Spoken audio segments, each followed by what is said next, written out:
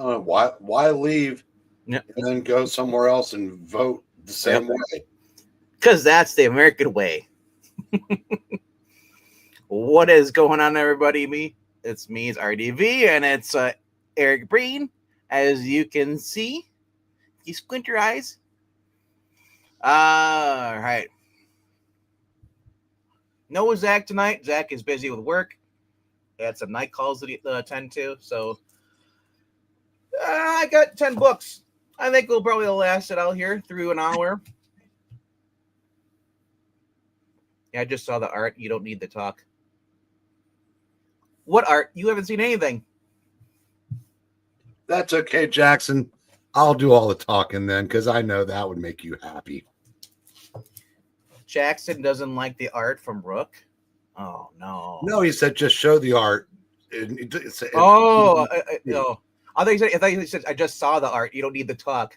Because there's always a lot of people. There's always at least one of those people earlier here just like, yeah, I know it sucks anyway. New comic books are horrible. Blah blah blah. No, Jackson, you don't have to pretend. You know that you live for my dulcet tones. Dulcet tones. Dulcet tones, yes. If he can't have Roger, he'll hit him. What would that be in a wall paint color? Dulcet. You see, with age comes hearing loss. But I'm not telling Jackson something he doesn't already know, especially if I do it with subtitles so he can read it. What you gotta do is you talk to Jackson. You gotta use sign language. Unless his eyes are gone bad. So when you're counting about one and then two things, so he can tell you're talking about two things. All right. My number 10 for this week is Huck. I was not really a big fan of this week's issue of Huck. It kind of just felt like a letdown, very anticlimactic. We got the bad guy who's been tasked by these bunch of rich people to hunt down all the superheroes, and then so he's mad because, well, turns out Huck's girlfriend, her baby has powers, revealing, well, that I guess Huck isn't a virgin. It actually is his kid. So using because of the baby's powers, she's able to blow up the satellite. She's obviously self-aware of all this stuff, and they go on the run. And then basically, while this is going on, if you remember the girl, Alex, from a while back, or sorry, not Alex, it was I believe her name's Amanda, Alex Birches, that's what it is, Alex Birches. She's a veterinarian that could bring animals back to life that had died, pets. So she's been held hostage. You get Huck having a conversation with his estranged girlfriend, and they're traveling with her son. They stop and have her for a while, and then Huck has a dream. He sees the witch, the one who supposedly gave everyone the powers.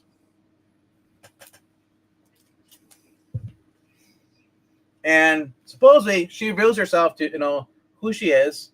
It turns out that this mysterious old woman is the Earth itself, and which is, I'm like, what? Very confused about that one. But so he wakes up, and they're kind of like, dude, were you dead? And we thought you were dead because you're sleeping for 12 hours. Couldn't wake you. And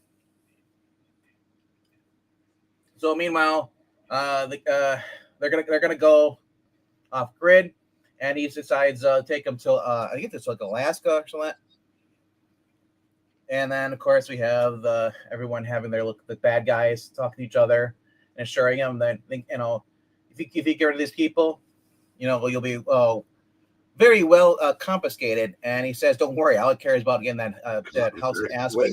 Wait a second. Very well confiscated. Whatever, or compensated. There you go. It's probably fine. So they end up locating Huck because he was pulling the truck through the snow in Alaska. He goes to his warehouse. He sees Alex there. He says it's a trap, and then the guy is like, "Oh, I can't believe I almost missed my daughter's stupid softball game. Put me through for the speakers now." That's right. It is a trap. And he's like, "Now I'm going to kill you," basically, blah, blah, blah. And Huck's like, "Oh, no, it's a trap. Not for me, but for you." And all of a sudden, the old granny's house shows up. And she is like, "Oh, hello, Torsten." He's like, "Oh, my God.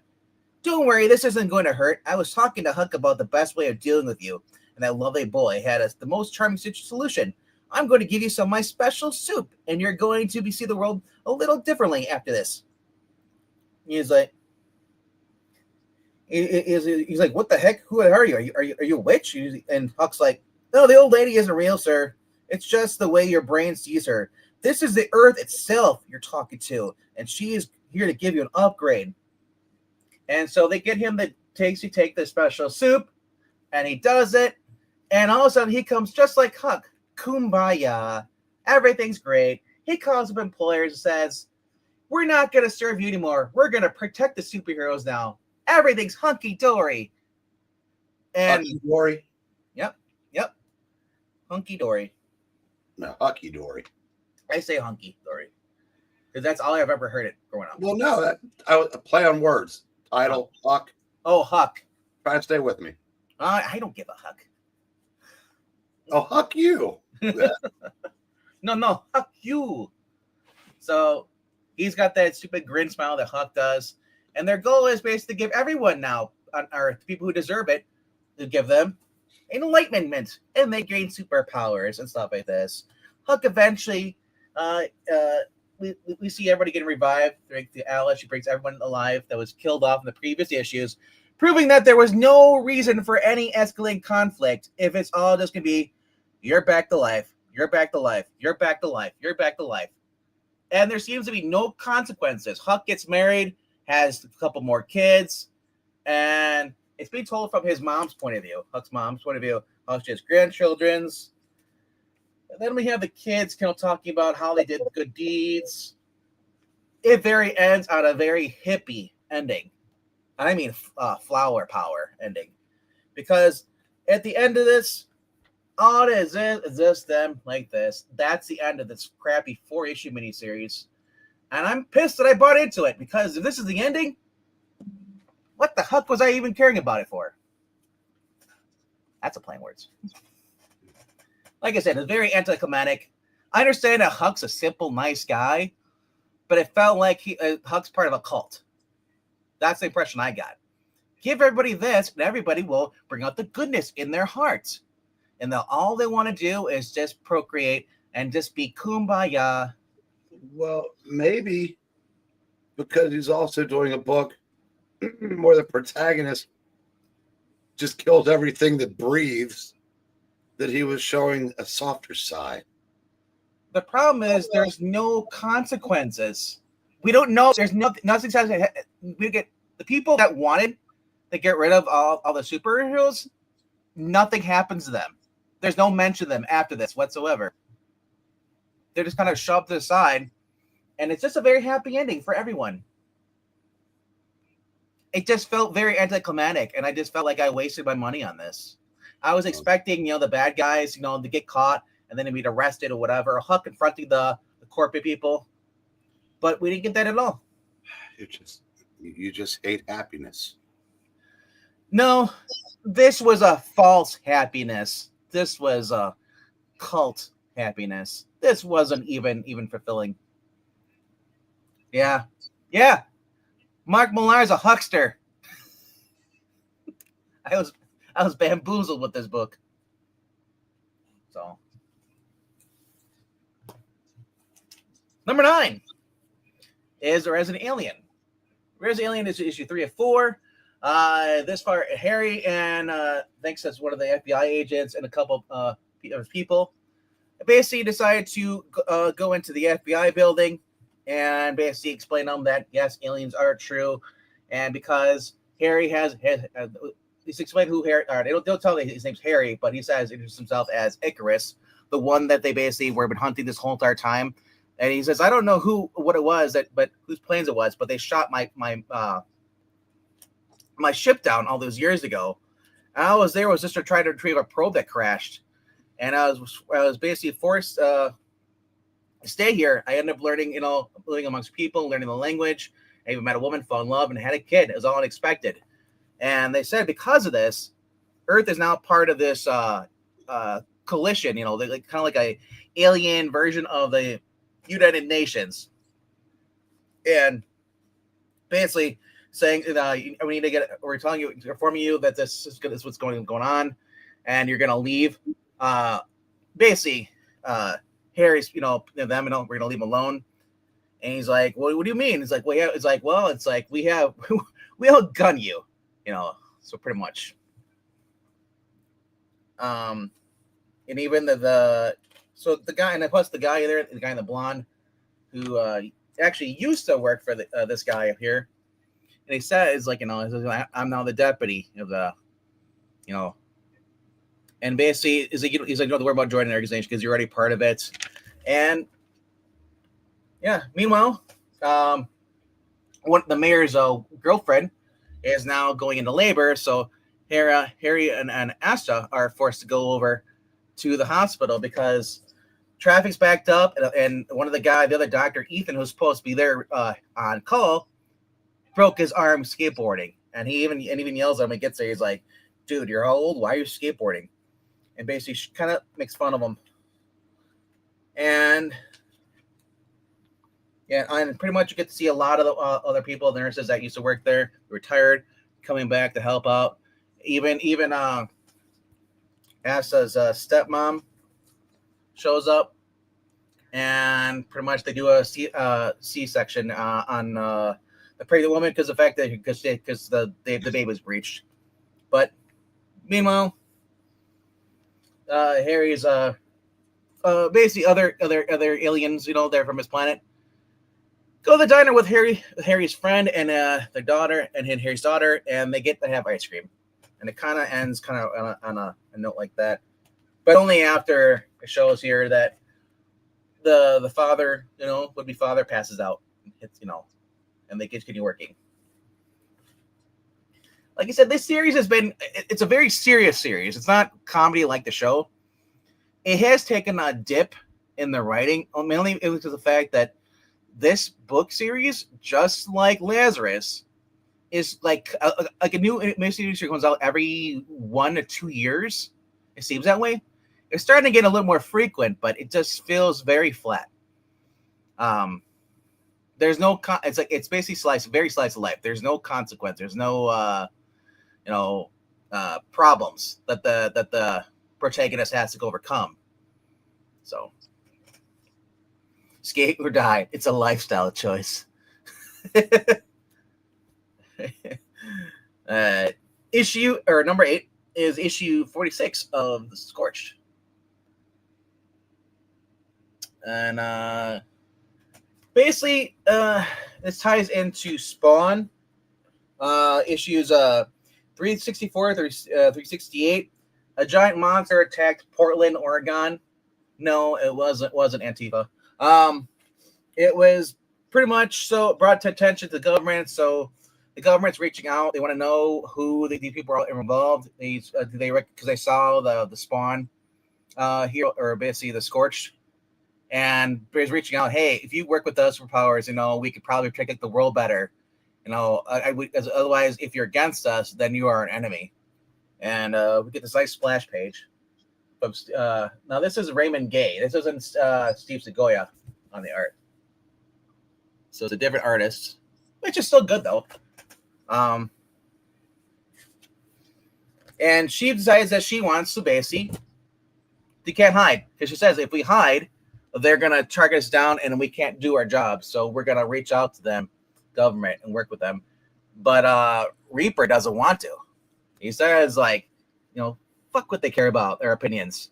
They're just gonna get in our way, and the point where it's to the point where we can't do our jobs because they decide, it's not. We don't need you to do that. We'll have someone else go instead. He's like, no, these people don't understand the supernatural threats. They are just mortals. So, meanwhile, there's a giant anomaly, or could call it anomaly, whatever. That is basically in space. NASA has come across it. They're going to bring their findings, but it turns out the guy they're going to take it to is not human in charge of it, because these monsters have basically started infiltrating the government, and of course the Spawn team knows about it, so eventually they're going to go after them, and that's why they're kind of reluctant to work with them. But this is the alien. There's a new threat. There's an alien spaceship that's coming to invade Earth. Finally, it's something that's not basically from hell or from heaven, but these are actual aliens. So Spawn decides to go to meet with this guy who she at the Washington D.C. U.S. Embassy building, and she basically informs them what's going on and how you can't trust anybody in government. I need to find if we're going to do this, you need to appoint a few people that you trust. And he's like, well, I was like, how do I know that you're telling the truth? He's like, well, your guy Marcus, your scared guy. He's not human. He's an alien or whatever. We're not really sure what he is, but he's not human. And she ends up proving her point by going in the back of the guy's car and choking him, and reveals that he's a monster, and she basically just smashed him, and then eventually just blasts his head off or his body, and she's left there fighting with him, and she talks about how these people underestimate us. They don't really know that they think because we're the good guys, that we won't get our hands dirty, but actually, we don't give a shit about killing. So, like I said, this has been kind of like close to like I call it would be like an Avengers, but more like a they're not afraid of killing Avengers. So more like Suicide Squad, but they're not villains. They're but they still kind of a ragtag, but they're starting to really work together now after all these issues. Yeah. So yep. Like I said, this was Tom McFarlane did the story for this script plot, art by Raymond Gay. Yeah, usually it's Jonathan Lehman who's been doing the story. So I'm wondering if Todd's going to start taking over again. And then it was Steven Segoya was usually doing the interior art. So this is cover art here. This I believe is. I think I want to say Scalera, but I don't think it's a great. I think it's Francesco or something like that. I forget what his name is. I have to look it up. It doesn't. There's a list in here. No, it does not list the cover people. But like I said, it's a very fun book. These have been picking up for me.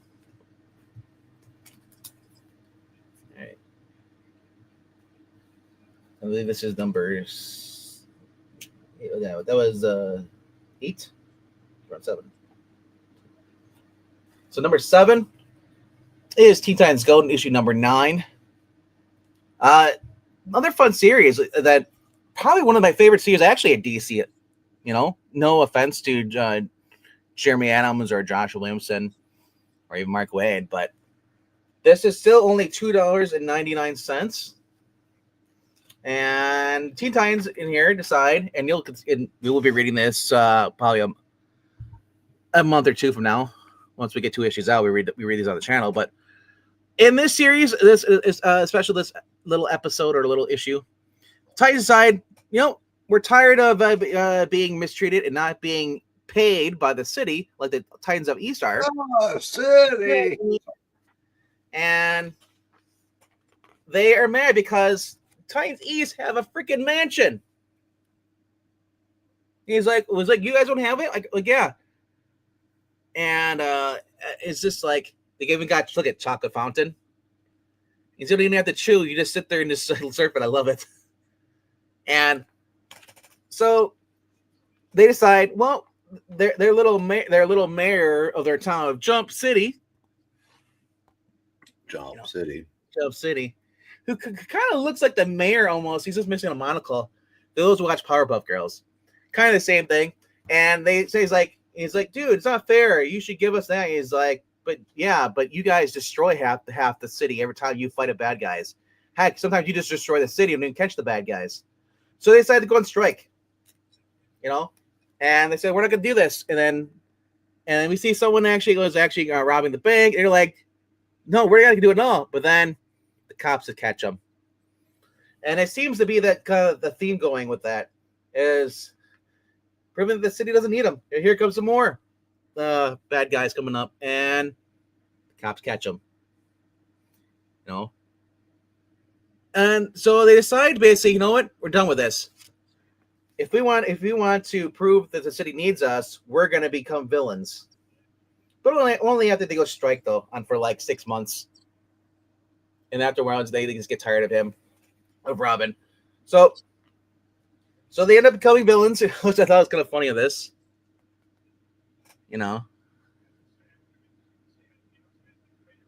Yeah, we got Red X, Darkfire, Destructor, a Shadow Ace, and then he's like, dude, you're gonna be called Carnivore. He's like, and he's like, and Beast Boy doesn't like it because he's like, I'm a vegetarian. But they end up becoming villains in this, and then of course, because they're villains, they have to fight heroes. The new heroes are the High Five are now heroes, and they beat them up. And he's like, dude, it's not fair. How can they beat them up? Well, you see, it's part of the proof by the Comic Code Authority that the heroes always win.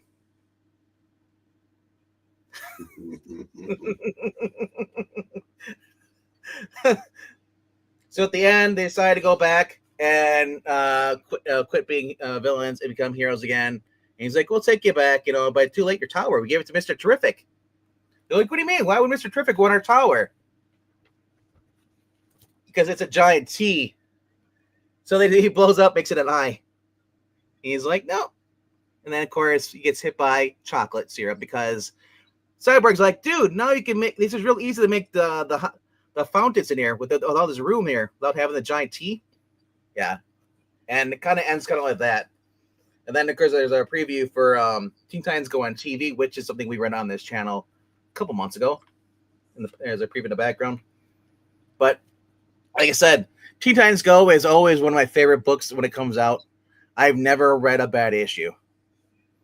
And there's no indoctrination or other weird inserts. It's just straight up humor.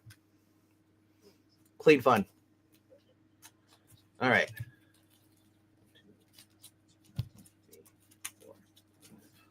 So on to number 6, we get to which I believe is Moon Knight. Number 14 for the 5th time in a row. It feels that way because they keep rebooting. And if you're wondering what's going on, they actually do give you a previously, which I think is really cool because a lot of times we get involved with so many different things going on in our world, whether it's work or watching a new show, and we're waiting for the book to come back out, and sometimes we have to go back and read the previous issue. So I've always said, put a freaking previous in there, even though all these are short synopsis. So like, oh yeah, that's what happened. Because I hate having to go and pull a book out just to remember what went on. But so the wrecker basically is being haunted, and we get this origin story of this guy who basically was a firefighter, or the brother of a firefighter, and he's just tired of the villains always getting away with it, and he just talks about how the heroes are just kind of useless. So he just ends up become a sorcerer. And he says, well, every sorcerer, every villain or hero in this game has to call himself, so it becomes the Executor. And he has a little mask he puts on, skull mask. And he gives the speech about how heroes are basically part of the whole entire thing. Entire page of credits, way to save on paying the artists. Yeah. Honestly, it doesn't bother me. What bothers me is when I'm going into it, and then like 2 pages later, I get a page here for ads. That's worse than not We're talking about that. The other one's useful. That one's not useful for me. But so he ends up fighting against him, and because Layla and Mark's basically have a history of killing people back in the day, so he calls up all their villains, the people that are not the villains, but the gangs they took out in the past. The ghosts come and attack them. So Mark gets this bright idea, and he basically like, you're not coming out, you're not coming after me anymore because basically he switches the personality to Jake Loxley, which I thought was really dumb because like the ghosts are like, well, we're not gonna go after you because you're not Mark. Mark's the one that killed us. I'm like, so stupid. But meanwhile, we got Little Miss Vampire. Who basically is upset that Wrecker is sitting in Moon Knight's chair, and she's basically very prejudiced against him. He doesn't like it, goes after him, and I love how Wrecker's like, all right, that's cute and all, but what are you gonna do about it, bitch? But before she can do anything, the guy ends up showing up there, the villain, and ends up basically possessing the Wrecker by putting a bunch of ghosts to him. And they're kind of like, why would you do something like that? Because now all you've done is basically causing more of the same destruction that the villains have. And she says, like, you're pretty much just like the Wrecker. So the Wrecker is super powered by a haunted or possessed by 100 ghosts. You do anything, Wrecker? Moon Knight and them show up, and that's kind of like to be continued. Kind of like I said, it was okay issue. It has its faults. Art is still good.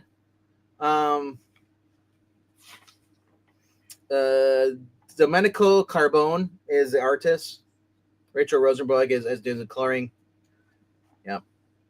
And then but yeah, that's your Jed MacKay for this week.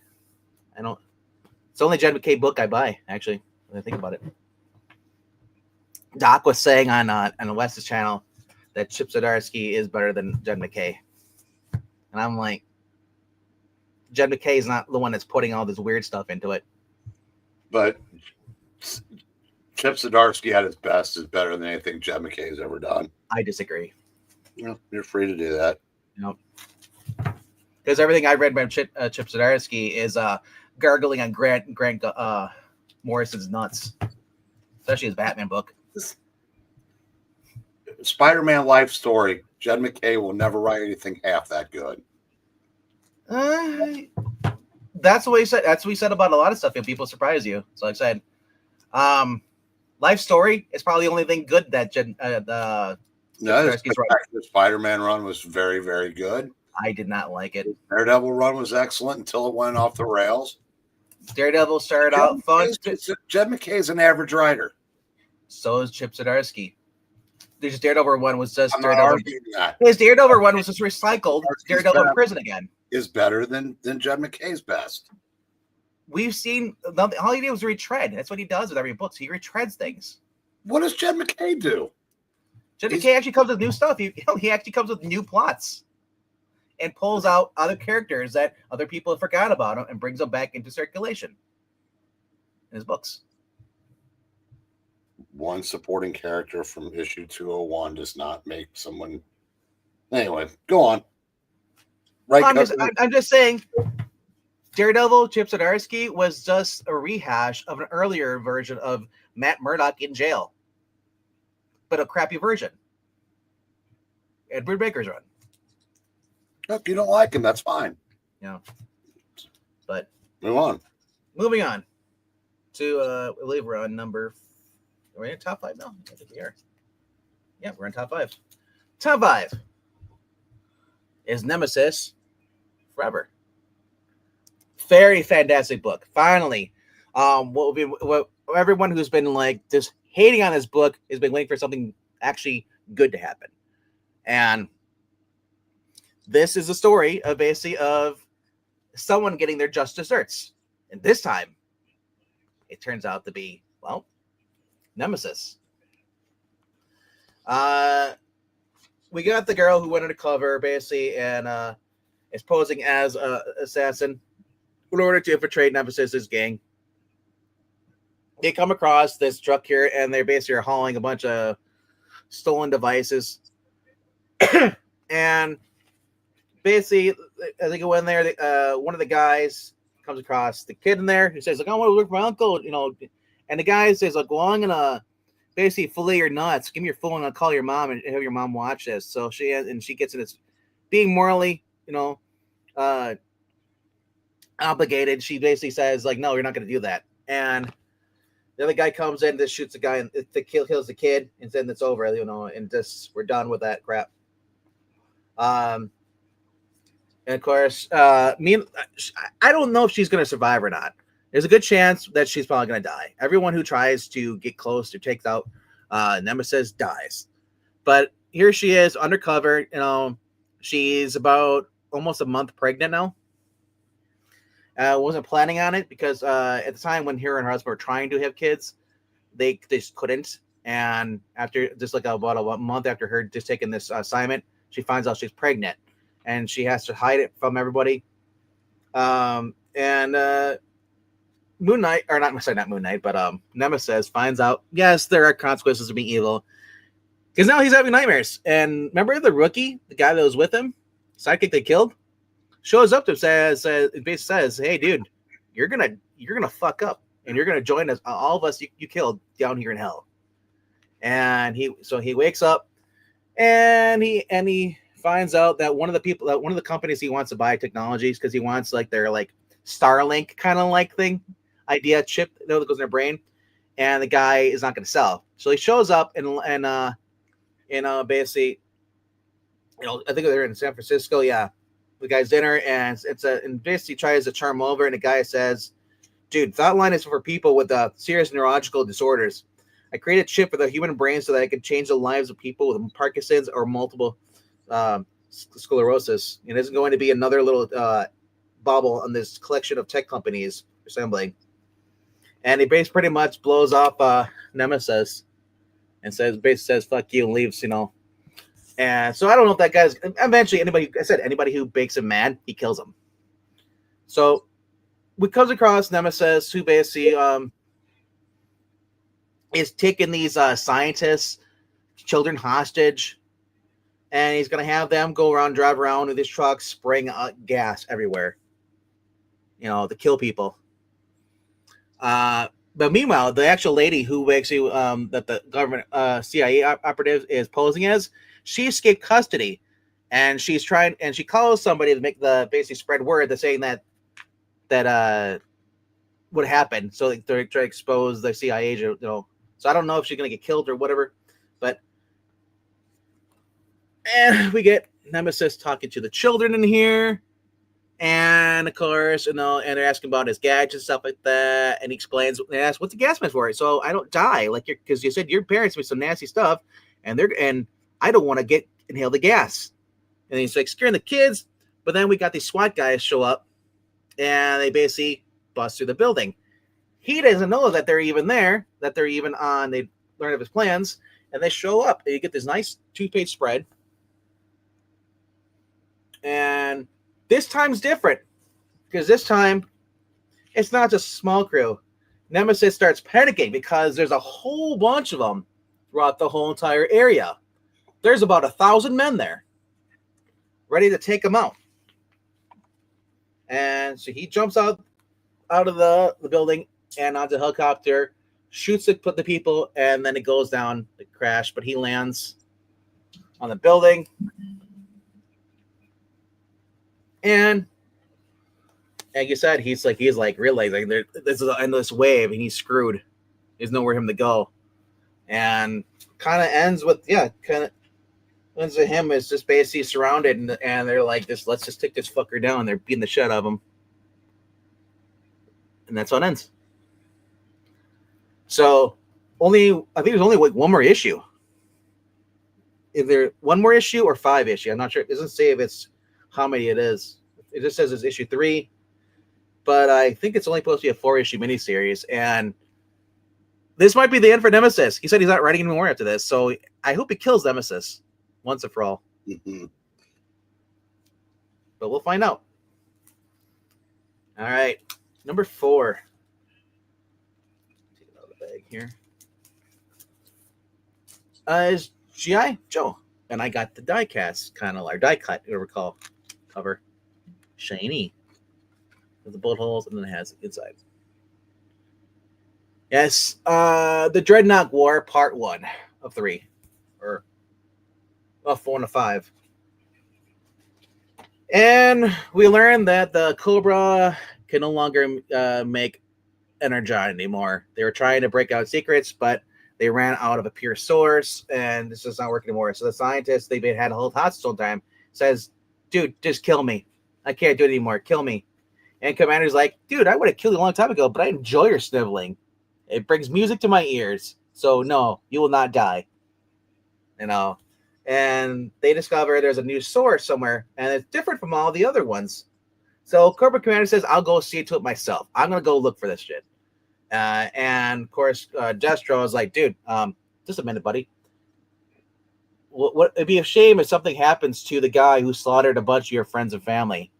And so basically, there's a plot to kill Cobra Commander by bringing in the Dreadnoughts. And while this is going on, it ties it back to the very first issue, or the Duke issue, the Duke miniseries, with Duke visiting the pilot friend, the one he was in there that Starscream killed, smushed together, and he gets an alert, and his clutch tells him, "Hey, we happen to come across the Energon reading, kind of like in the middle of it." He said it's weird, it's faint, and it said, and it gives you a little update. It says, they says like Stalker took Baroness and risked to check out what happened in Chicago, so which is a reference to the giant war the Transformers had in Chicago. So the Joe they basically showed continuity, which I thought was really cool. And he ends up going to, well, he said it's in the middle of the Chihuahuan desert. And when he's out there, he comes across Cobra. Cobra is out there, and they're basically digging. They come across something, and then basically this is where Cobra Commander is betrayed. And some nice cool art here.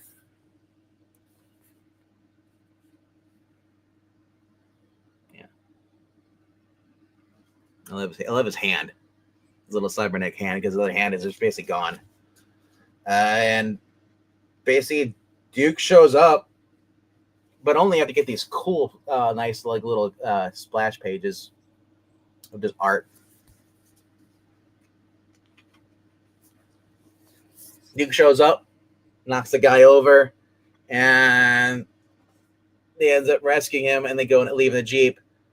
But as everything's going on, the other Dreadnoughts show up, and again, like I said, this is a very like a buddy cop almost in a sense. More and more like bad guy is forced to work with good guy. A good guy wants to bring him in, but they have to flee the other bad guys who are trying to hunt down Cobra Commander, the Dreadnoughts, and they are. I think here, this cool page. Well, there.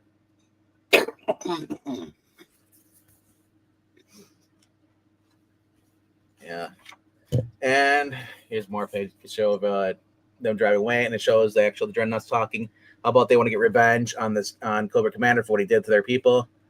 Meanwhile, Cobra Commander special team he put together, and including Agent Blood, and they're what happened to they're talking to Destro. What happened to what's going on? He's like Cobra Commander is no more. Cobra is now mine. You don't serve me.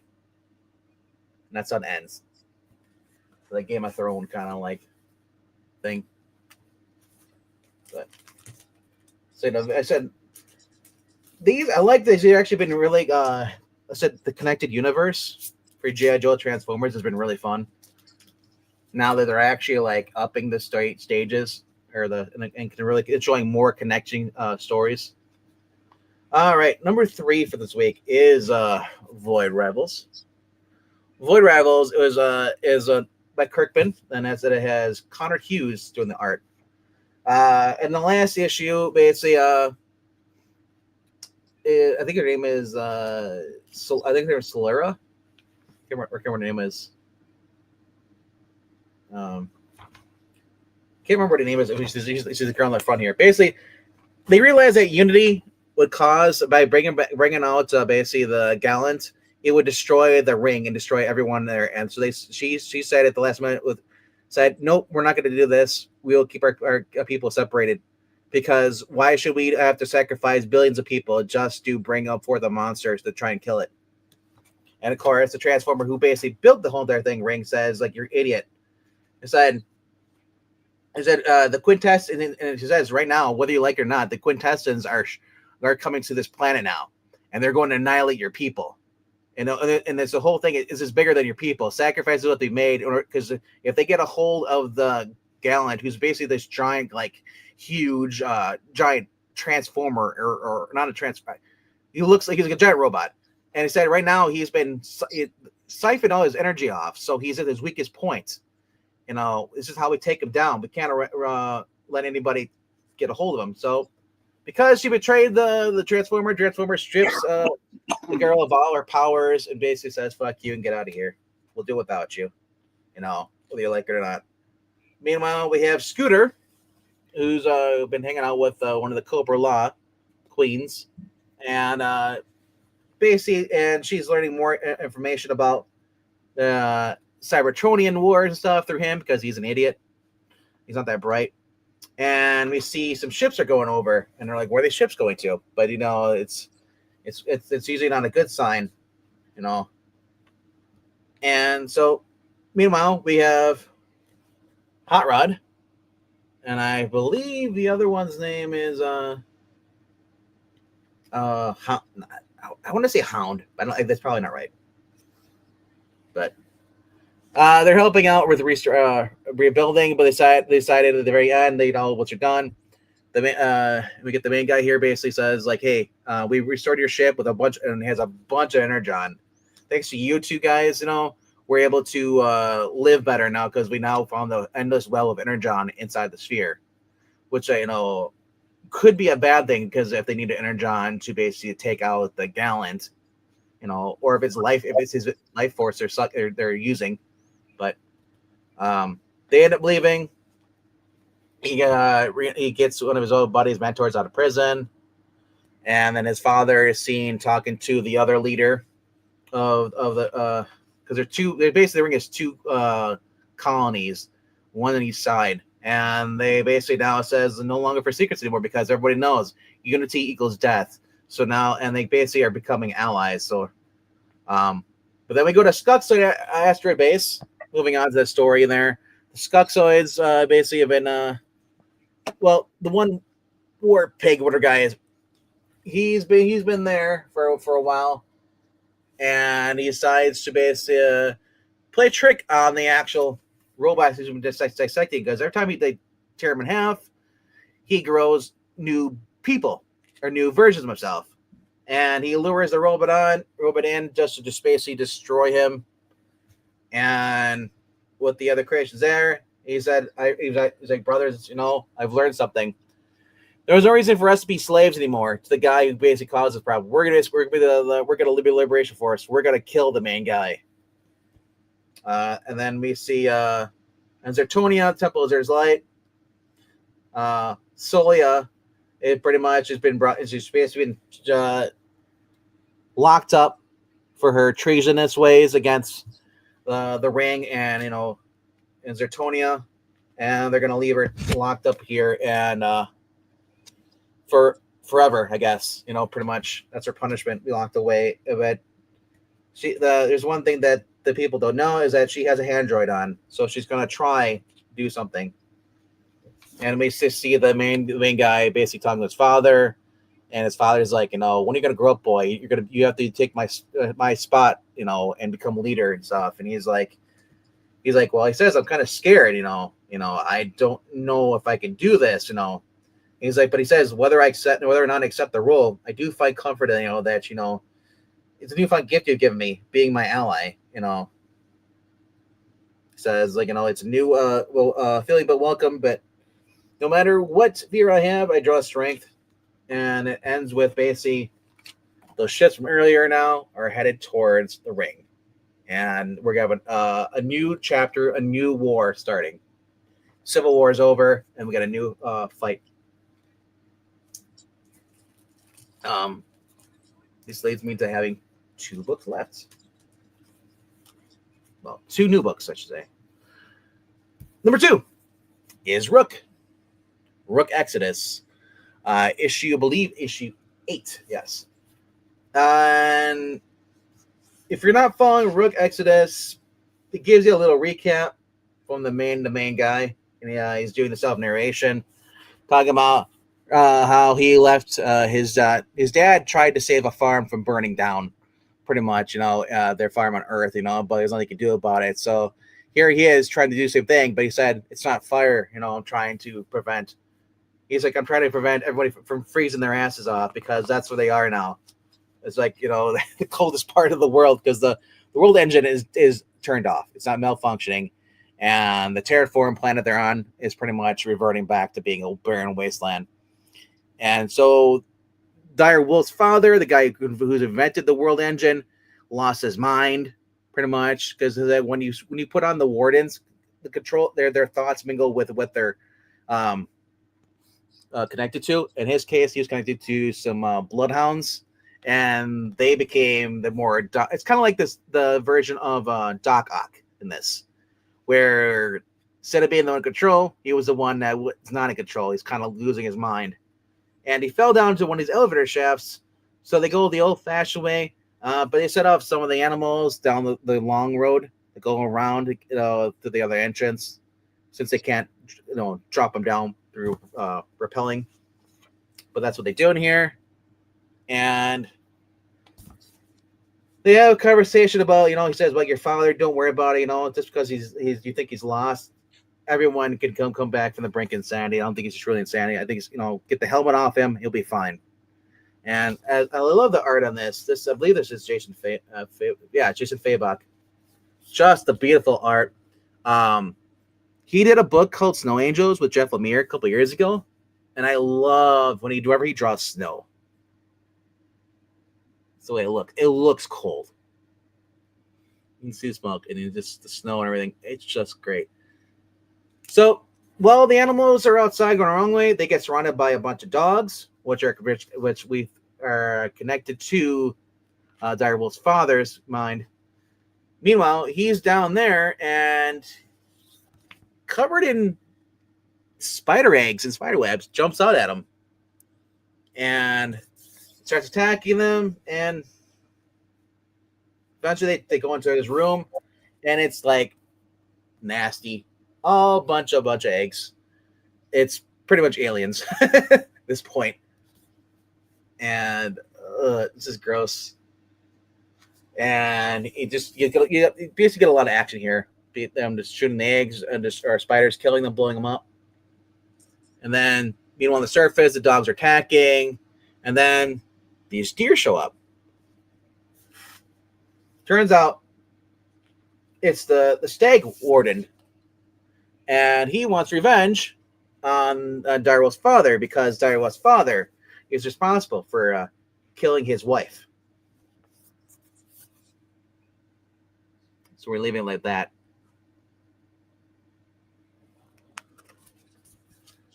All right, and next issue is also because I was expecting like the Spider Warden to show up, but not till next issue 9. Yeah. It's December. And of course you get some basically a history about the planet in the back here, little file here you can go through. And then there's stuff advertisements for Red Coat. Yeah. And then tells you all the other books that are coming out through their calendar. So, and that's kind of how this one ends. There's a lot of advertisement in the back. There's like you could sign up, and be connected on social media, so you know where we are. And then the books on sale. And then, of course, they got their own coffee, hats, shirts. I mean, why not? The whole point of the book is to sell your merch and get everything. So that's what you're supposed to do. So and it's done tastefully because it's at the very end of the back of the book. And this is printed on cardstock. This isn't normal like your normal paper. The cover is cardstock, and that's cover A. All right. My number one book of the week, though. Get out of here.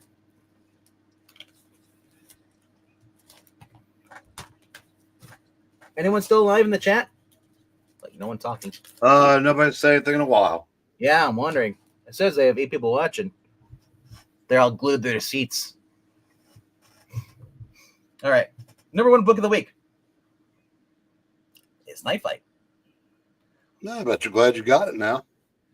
Honestly, this has just been fantastic. Joshua Williamson, Dan Mora on art. I don't care about the main story, but it's just a 4-issue miniseries, and it takes place in a future version of Gotham City. First, it starts out, him talking about how he's getting old in his age, how he didn't make it in time, but he's like, but I have my family was there. He said, it's like, it says there was a time when I was alone in Gotham, but that was a lifetime ago. Now my family patrols the streets with me. Watching them work, it's impossible not to see myself in each of them.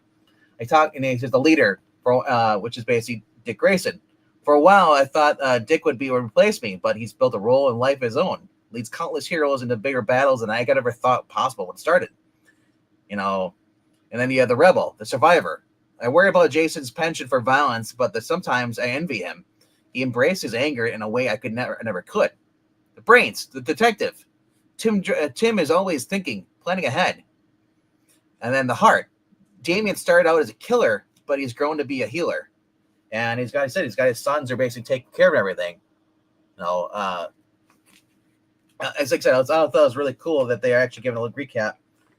And of course, we get there's the 2-page spread, tells you what's going on in the event and how everything. So the future is gone. Earth will be apocalypse. Darkseid will win unless one member of the Justice League can possess energy to become a god like Darkseid, become the King Omega.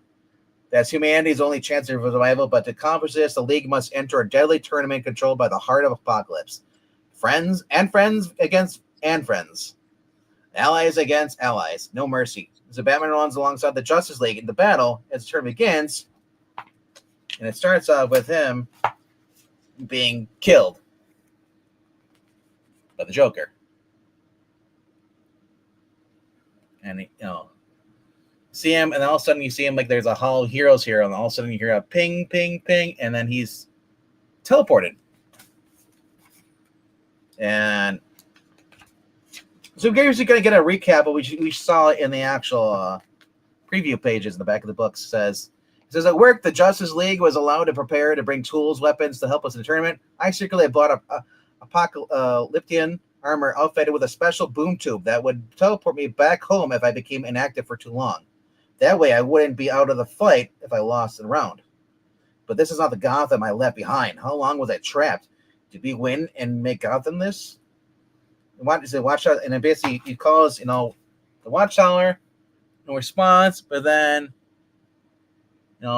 something happens. He gets hit by a Robin star. And turns out it's a bunch of Robins he's never even heard of coming after him. One's got a huge freaking sword. And as he's going, he takes them out one. He's about to take them out one by one. He leads them because he says they're taking me somewhere. They're corralling me somewhere. But they don't know that I know this, and they want answers. So I'm gonna go with them. I'll let them leave me there. But then he runs into another Batman. But this is, Dick Grayson. Dick Grayson is they taking up the mantle, and they have a conversation, and he says, "Bruce, what are you doing here? You're not." He basically says, "You're the last time you did that. We didn't put you down, but basically, in their world, Bruce Wayne had basically got so desperate to continue to be the Batman, he went into the Lazarus pit to stay young, and it's caused issues. So And he's trying to explain to the Dick Grayson. He's like, "What the heck?" He's like, do you hear yourself right now? The last bit drove you crazy, just like it did Roz, Talia, Jason, and Selena." He's like, "Selena," and he's talking about the Dark Side tournament. And of course, Dick Grayson says, "Dude, you've gone crazy. There was no tournament." And of course, the Bat Towers now. He said, "There's the one thing we decided to do.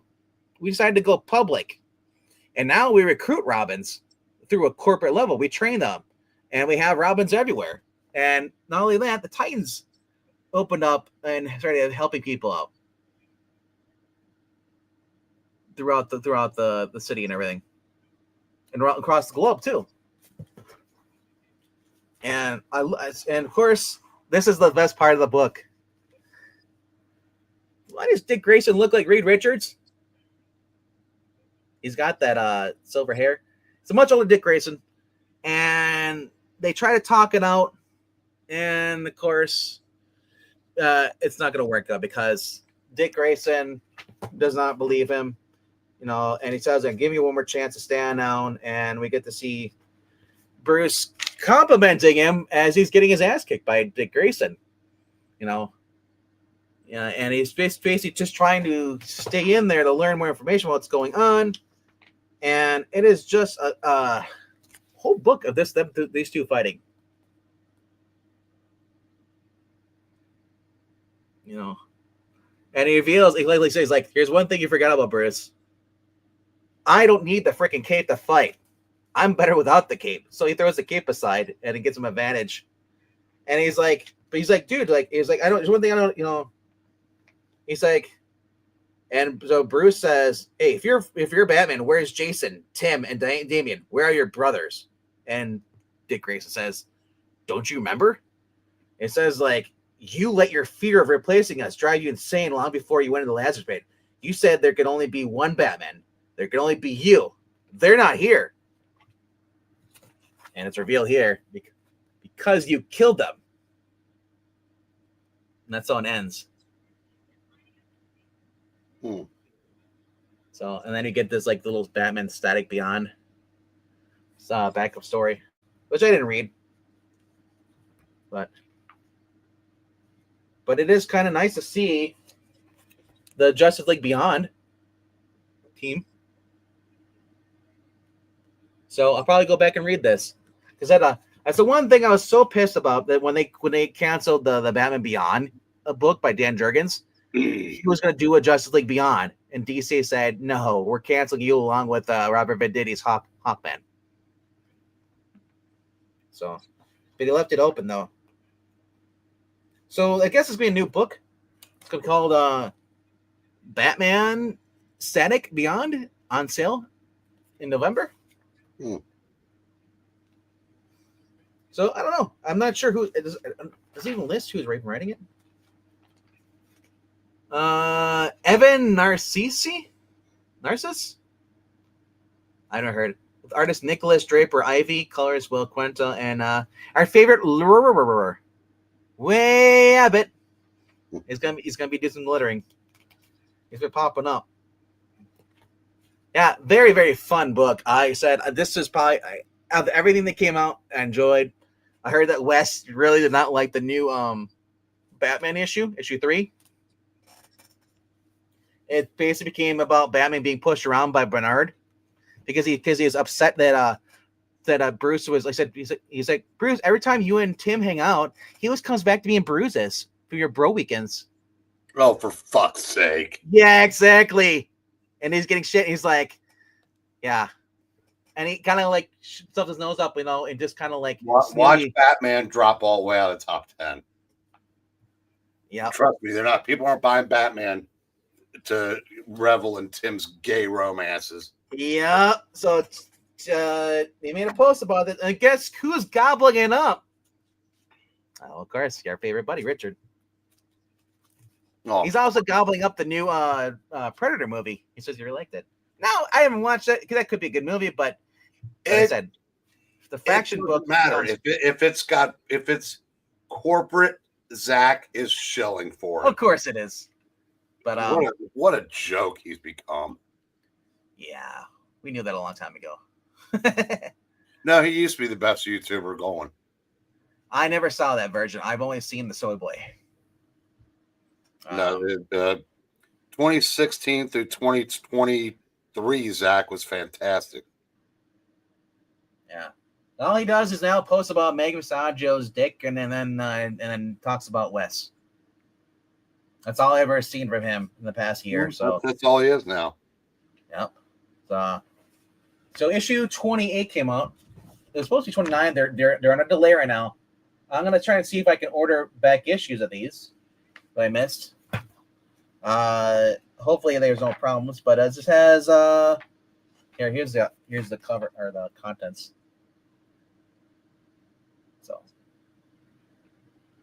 and I don't think does it list. This issue has for artists. This issue is Nick Polico, Reno Manquis, Mikhail Berkovitz, Mansour Diamond, Rodel Nora, Santos Zabalos. Writers this issue is Don Glett, Bambos Giorgio, J.W. Ford, and Artie Goodwin or Godwin. Yeah, I'm thinking Archie Goodwin. That's it. But like I said, it's all black and white. It's all newsprint. So if you like looking for stuff, this is the place to go to. And I said, I love all the art here too. This is what it just feels like. I'm reading a book from 1970s. That's what it feels like, Brain. When I look at this art, how great it is. Mm-hmm. It feels like the old monster books, and as far as or just in general of Marvel in the 70s. No, here we get to see Vampirist Carmella, who right now looks smoking in that. And I heard somebody's pop in. Hold on. I think that might be Jeff. Dude, it is Jeff. What's up, Jeff? What's up? All right. Not much. Just going talking about the last few books. So, but having fun with this book here. Is that? Yep. And the art on Vampirist Camilla. If you are not reading these books, you're missing out. This is probably one of the best magazines being put out right now, other than Savage Sword of Conan. Just wonderful stories in here too, kind of like a Snow White kind of like story, or Sleeping Beauty. Yeah, awesome. That's I said. It's very, very I love the art on these books, of course. But yeah, and of course it shows you all the books that come out, the magazines, the back here too. So, and for back issues, you can just go here. Make checks. Yeah, basically, you can make checks payable to. It says here, Warren Publishing Company. Go to vampiroscarmilla.com in order to or back issues copies and subscriptions online. I'm probably going to do that. I'm just kind of tired of basically running into problems where I don't have the book because of shipping, and I'm wondering if that will even change, even if I do the normal through them. But right. And then I got at least about Marvel 70s, aka greatness. And speaking of greatness, Glenzer, I haven't seen you in forever on this channel. How you been? And Trusty's working at the same time listening. How dare you? Just kidding. Keep plugging away. All right. Come out this week in the facsimile is Sabrina Teenage Witch from the first number Giant series. So look forward to reading that. Facsimile for Batman, number 47 came out. The Origin of Batman. And of course, this month's Walking Dead came out as well. And that's issue number 124. This is part 10 of 12 of the All Out War, the Negan War versus And this is the Youngblood cover. Crossover cover. So this got that in case, it turns out to be more money. But I don't really care about Youngblood. I don't care about the crossover of Rob Liefeld, but I figured that'd be more. If I ever do sell the collection, you know. But that is it for me for this week.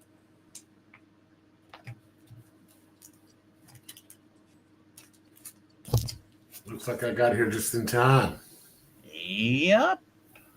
Okay, our DC and Independent Image didn't come in, so I'm missing the new Batman facsimile, and the Night Punch or whatever it was.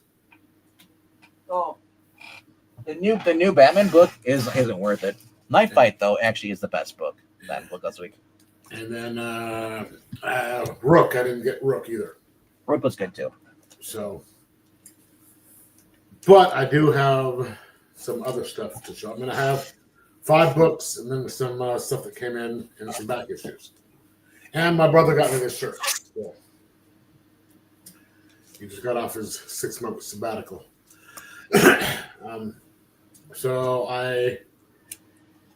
Number 5, I started to read this one. It was No Place by Tim Seeley by Ignition Press. First few pages. Interesting concept. We'll see how it goes. So this young girl, I guess it's a young girl. She was kidnapped into this like little fairyland type place and then came back and people don't believe her. And then they were coming back to take her to do whatever. So Tim Seeley, it ought to be pretty interesting. Number 4. Planet She-Hulk. Number 1. The Street Verse by cover.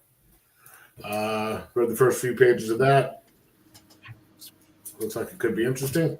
Stephanie Phillips, I don't believe it. Dude. Stephanie Phillips is writing it. Yep. Yeah. Not sure who she is, but It doesn't matter.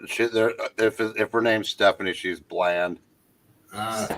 Stephanie is one of the worst writers that have come out of Marvel. She was on Harley Quinn for like about a year or two, and it was just bad. Zach thinks she's great now, though, because she writes corporate comics. She got her job because her daddy is a senator or governor or whatever. That's how she got her job. Number 3. Huck, Big Bad World. I'm waiting to read this because, the ones that I normally like, I'm saving for later. It's been a really good series. Number 2, Fist Khonshu. Number 14. Looks like he's got a new outfit, and it's been a good series. And number 1. That's the same outfit he's had since he came back. Huh? That's the same outfit he's had since he came back to life. Oh, yes. Minor Arcana, number 11. I'm really enjoying the series, but, I know none of you guys have read it, but. Okay, then I got, I saw this in stock, or heard about it, ordered the omnibus, and had to get something to make up the $50 for free shipping. 2 days later, I found out that there's a second omnibus. So I ordered that. I could have just done that, 2 together if I'd known about it, and had to get another book to get it up to 50. They showed up on the same day, on Tuesday. But the first omnibus, Farscape Omnibus number 1, and it's written by Rockne S. O'Bannon, the guy who created the show. Yep, that's the original comic books. Yes. And then number 2, they're both hardbacks. Yeah. The new one wasn't that great. Then the ones that came up was that. The number 1, I remember reading these in floppies, don't have them. But Craven's Last Hunt. Craven's first hunt. No, it was last. No, it's his first hunt because they did last hunt 2 more times after that. Yeah, his first last. But I remember I was down in like Wenatchee at my uncle's Lake Wenatchee, my uncle's cabin when that final issue came out where Craven, spoiler alert, 40 years later blew his head off. Did you find out who put the body in the wishing well? Huh? You said Uncle Tom's cabin. Who Never put the read body in the wishing well? No, I said my uncle's cabin. I didn't say Uncle Tom. I do have an Uncle Tom, but it's not his cabin. It's my Uncle David. And then Hunt of Fear number 5, which is the last one. Nice. But now, here is some stuff that I'm really, really glad that I have, and I'm working my way through. About some back issues of Detective. Number 427. I mean, this is cool. old. Look at that. It's a 20 center. It was $15. $15, my good man. 436. A 20 center. That was also another 15. 502.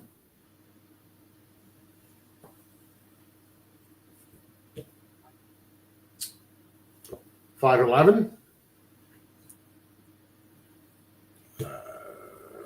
521. 522, which is as far as I've gotten on these. Then I have, what is this? 525.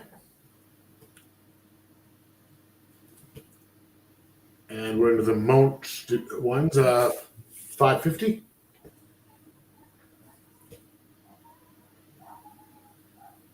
548. What did I have that out of order? I guess and then 557. And the last one is 573. That's all of it that I've Nice. got. Oh, wait, no. I had one more that I forgot. 523. I was reading that last night before I went to bed. Nice. So that was the last one that I finished. Fun stuff. So yeah, this is but I love these old back when Batman was good. What are you talking about? The new issue was really great about Tim's boyfriend Bernard belittling Batman the whole entire issue. Huh, what? The Matt Fraction Batman went down the toilet. Jesus Christ. That's why I stopped. Yeah. Don't do it, L.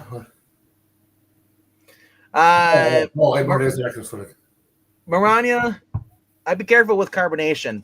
After getting gallbladder taken out, it can cause you some problems. My sister had to cut out sodas altogether. So I had to cut out something with carbonation in it, but it wasn't sodas. no, she had it was causing problems with her gut and stuff. So she had to, after she got a gallbladder taken, she had to cut down on. Doctor said pretty much no sodas because of carbonation. That is just So if she gets a soda, it's very rarely, and she gets it through like a drive-through, so it's like watered down, and she gets it with tons of with a bunch of ice. And I said, at that point, you're just drinking flavored water. I was like, ugh. So, it's all soda is anyway, with flavored water with a. well, no, I like mine just syrup and a little drop of water. There you go. But I can eat potatoes and pasta again. That's cool. All right, though. Yeah, some of my shops are still not getting all their stuff in, but so Yeah, they said that they're like, oh, the stuff didn't come through, so none of the DC and Image came in. DC and Image came in through my main shop, and their other shop gets all their books. There's no really. The only thing they're not getting in is Xenoscope, because Xenoscope's new pub. Yeah, I can't get Zenoscope anymore. They have a different publisher, so I can't get them. Yep. But I only have one shop. That's about like 2.5 blocks. Man, I can walk if I feel like it. But I didn't have a chance to check to see if they came in today because I had to come directly from work here, and it's kind of blizzard conditions out. It started snowing about like 1 o'clock today, and oh, nice. We're getting some crap on Sunday. It hasn't stopped, so it's like 3 or 4 inches of snow, and idiots out there can't drive. So wait, you have 4 inches of snow on the ground? I guess you are further north. Yes, and it's just it's I don't know if it's 4, but it was pretty deep, and Well, I mean, if it's up to your ankle, it's so it just seems like a lot because it's blowing, and people that first snow, everyone doesn't know what the hell they're doing. Speaking of which, I should check my winter forecast. Breen, what is the latest book you're reading? I finished Too Many Crooks tonight. Oh, nice. Got them on hand? No. Oh, darn.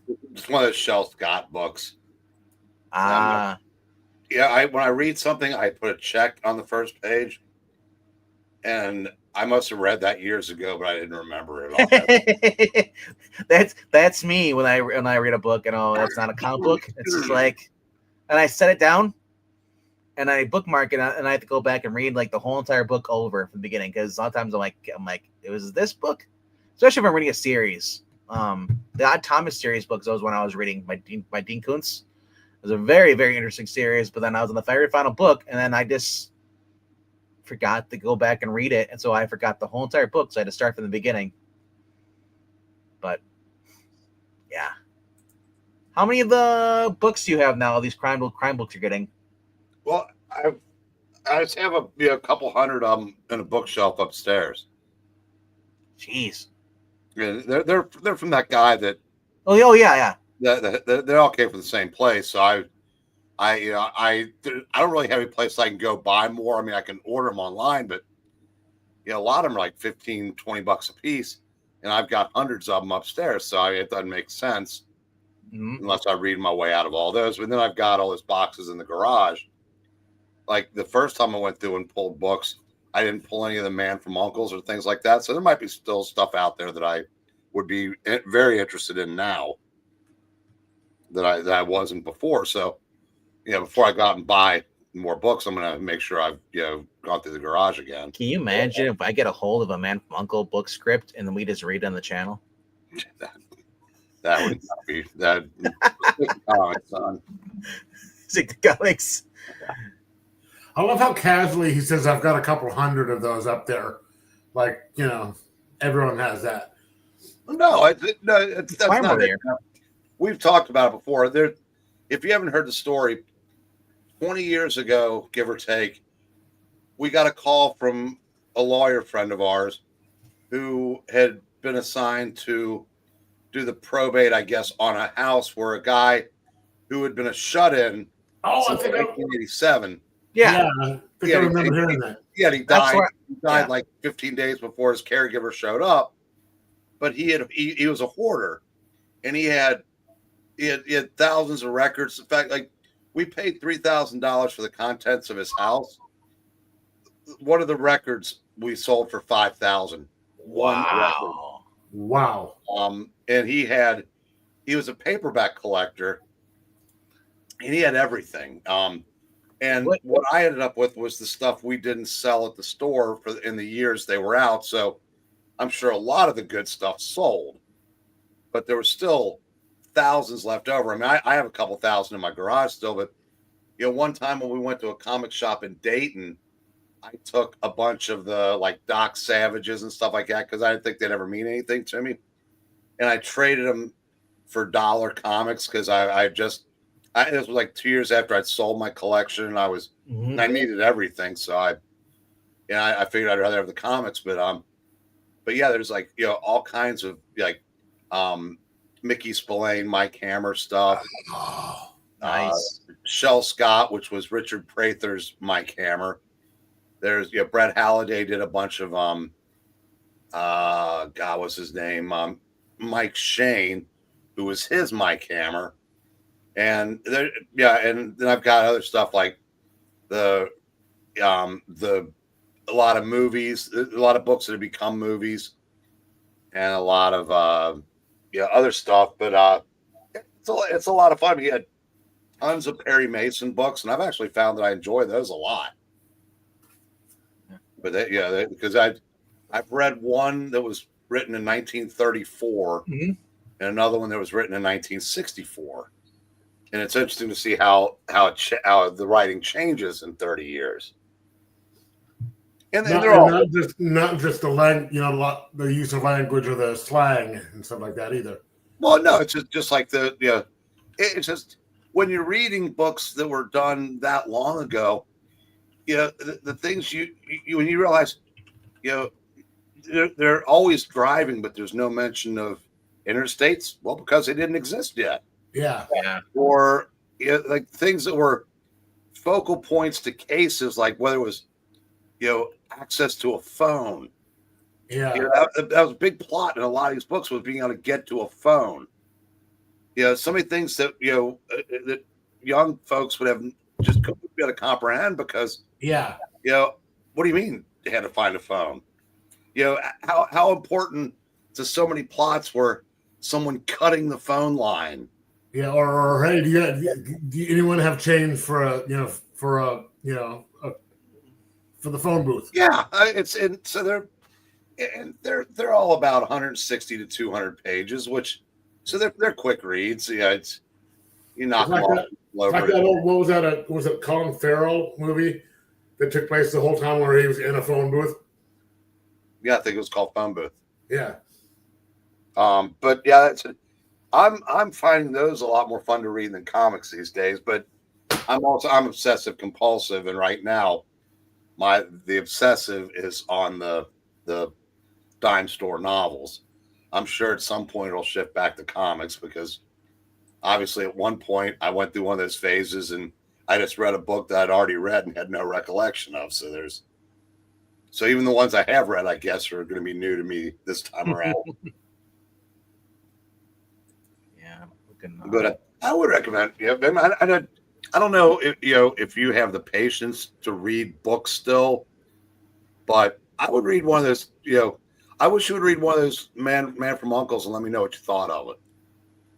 Yeah, they're not. I mean, I don't think there is actually. I just read the very first one. I think that's my favorite of all of them. But I found out that are they? Is there a subplot? Like if I read one out of order, like it's not going to reference another one? Will not matter. Okay. I always worry about that because I'm like I always try to get because they have the numbers on them. So I'm like always trying to find the one that's the first one in order. Yeah, but I read the first one. I go, this is better than the other ones. Then I found out it was a different author. And I wish that guy had written more of them. Because I said with like these Shel Scott novels, being the same writer, you know what to expect. Yeah. And these guys, like I said, everybody, a lot of these writers had their own main character.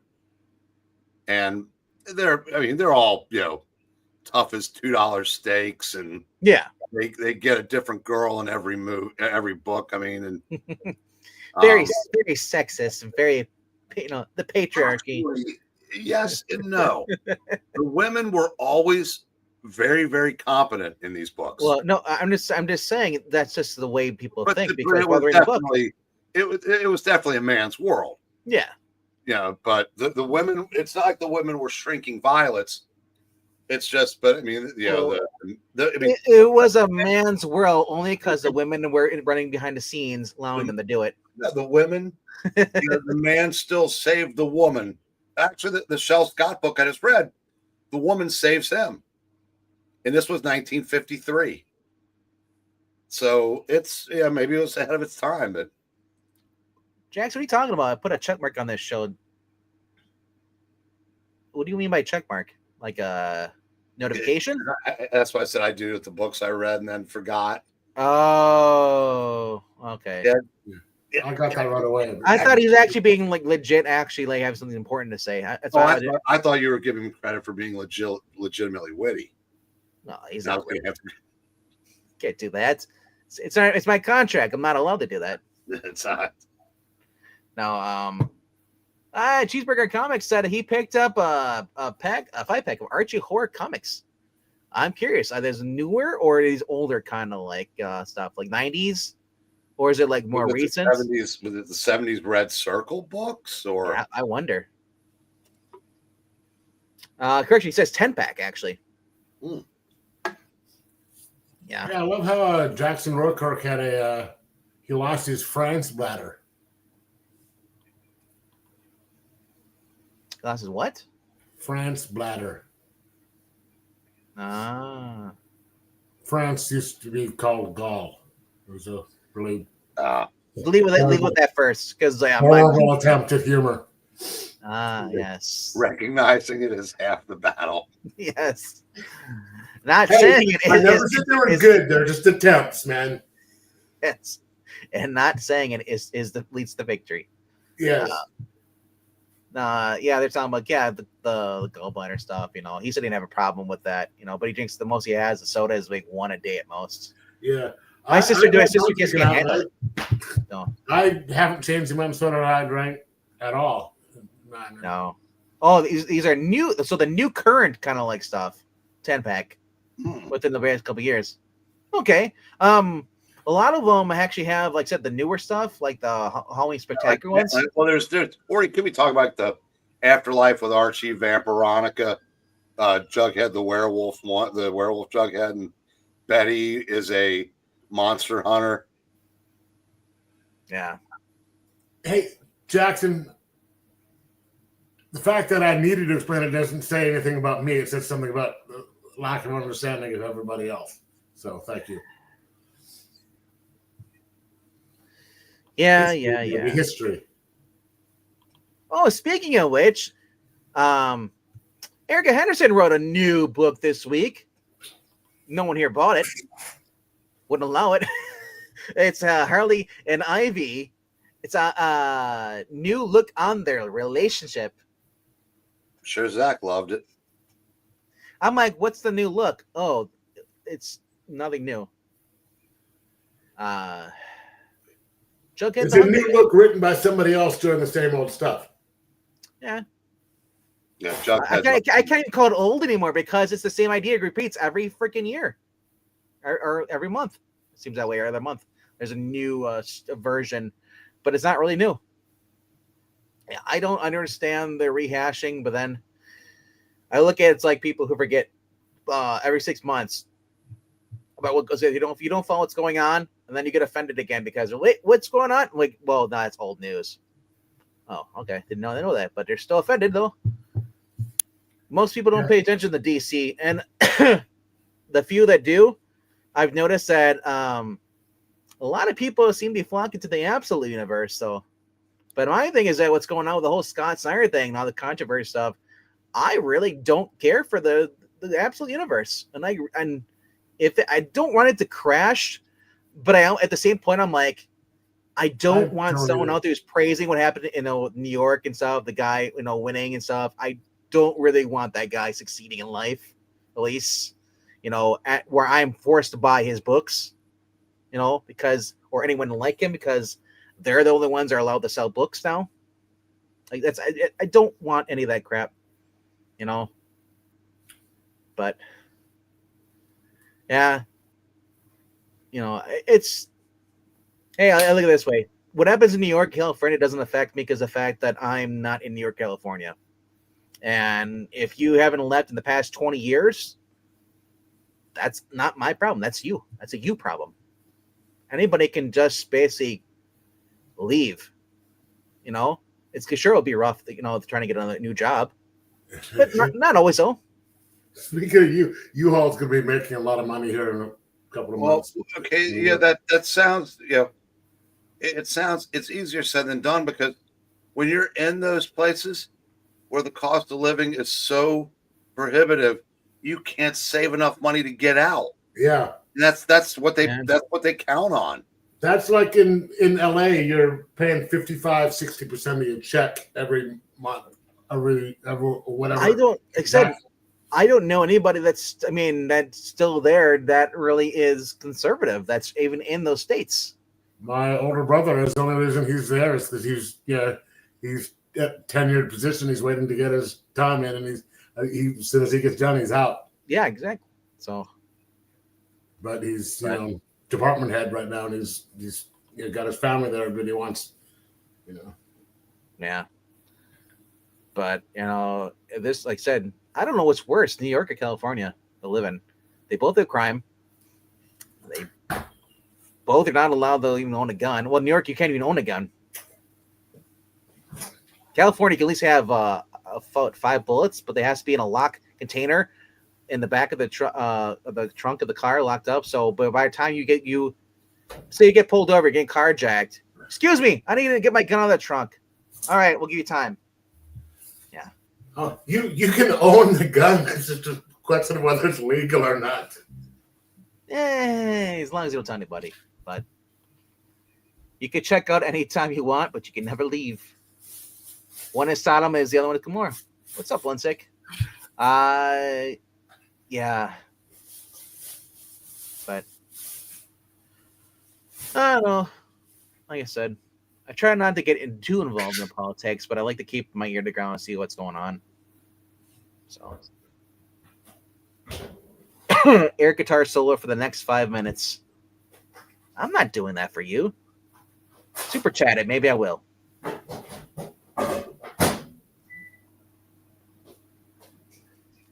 Are you making stuff for us too?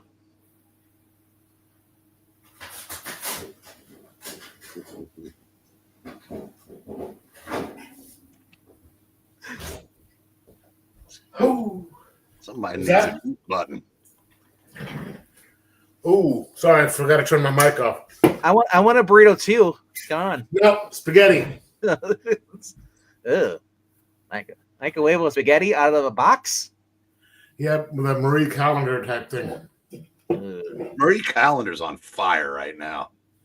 What have you been eating by them? That you really like, Breen? Well, the thing I like the most is gone, but it might be gone because it was semi-healthy and my store doesn't believe in that. Because I live in obese city. Obese city? Exactly. But yeah, they have a lot of things actually. They like these like steak bits with in garlic butter, the potatoes. Their pot roast is really good. There's about 6 or 7 different things I get from them. I do I like the pulled pork things. I like the Swedish meatballs and the spaghetti. Nice.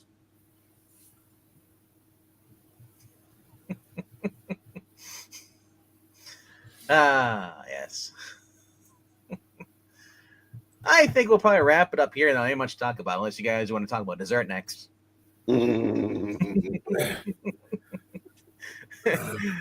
Nah.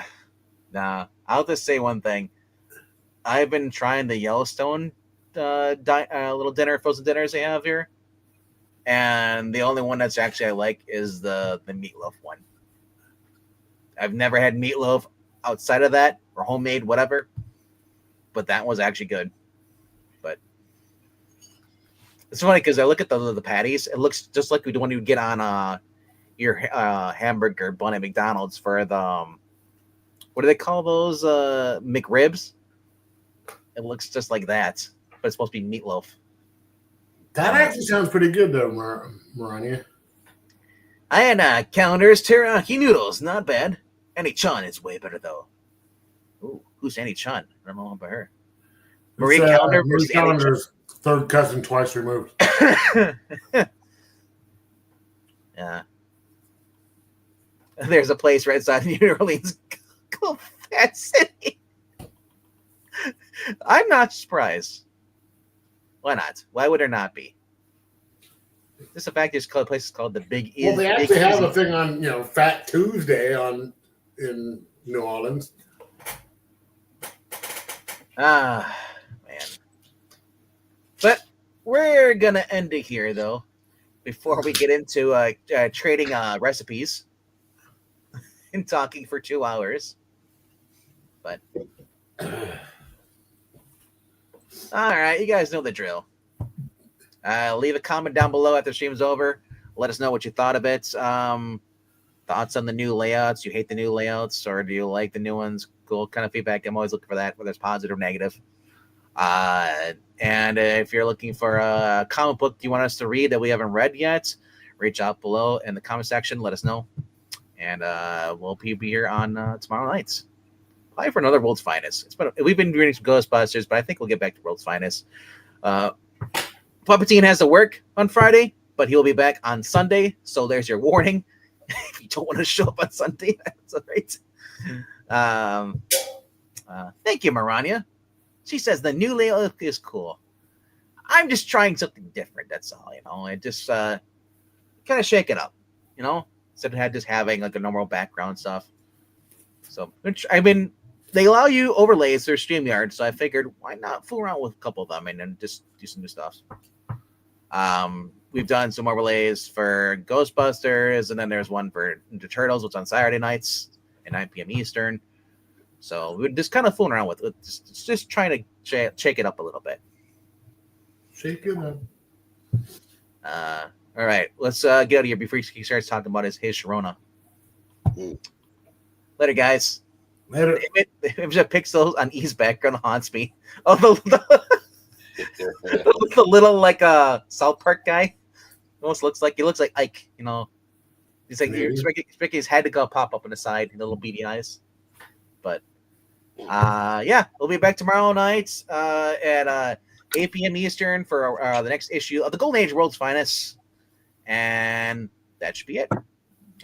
If you haven't done so, go over to Extreme Movie Show. We uploaded and just already aired a new episode, and we were talking about Rob and I were talking about the new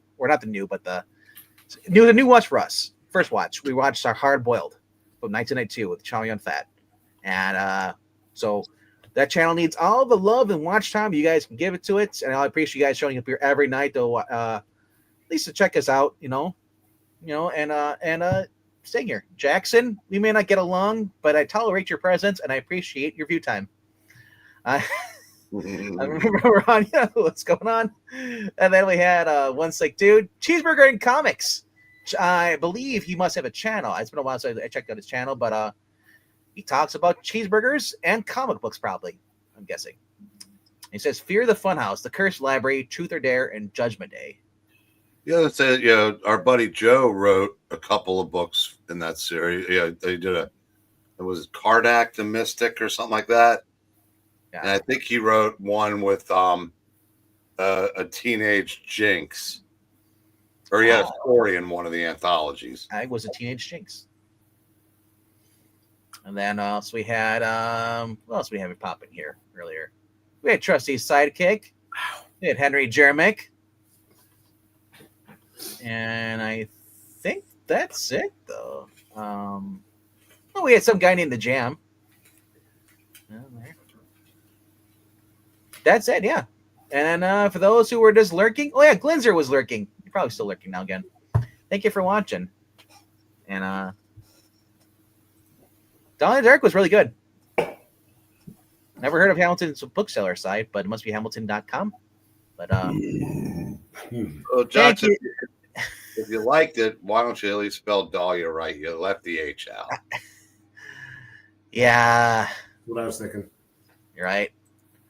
And thank you. Always the last minute on Twitch right now, which we're streaming. We have Flowers saying, best viewer, stream boo, or remove the space. Yes. That's all right. I don't want to buy bots. I would rather have people that show up here. Yeah, Jackson, it was. Yeah, I've read 2 of his miniseries that he did for Man Cave, Backstar and Dahlia in the Dark. Dahlia in the Dark was definitely more up my alley. It was more entertaining. Art was a little get used to it, but I thought it was pretty good. But yeah, I say not to I didn't enjoy Beckstar. It's just that Dawning in the Dark is more. I said that was more. I I might have picked up Dawning in the Dark if it had been written by someone not named Joe Corallo. Beckstar, not a chance, because it's just not my kind of book. But I bought it because and I enjoyed it. But yeah, I can't comment on Beckstar because I did not support it or read it. It's because I think it was a Kickstarter thing, wasn't it? No, it was in stores. It was not in my stores. Oh, I'm sure it wasn't in a lot of stores. I mean, it was. Yeah. So Mad Cave has really exploded since then. Yep. They made their own little section. Mad Cave has a lot of stuff. Dick Tracy, really been enjoying that. We had the Kosher. Was it called Kosher Mafia? Was before that. Currently, we also have Flash Gordon on there too, and the Phantom is a new one. Hey, is it May 2025 yet? Because that's when self-help is coming back. Well, it's getting some help. Yeah. Later, guys. Later.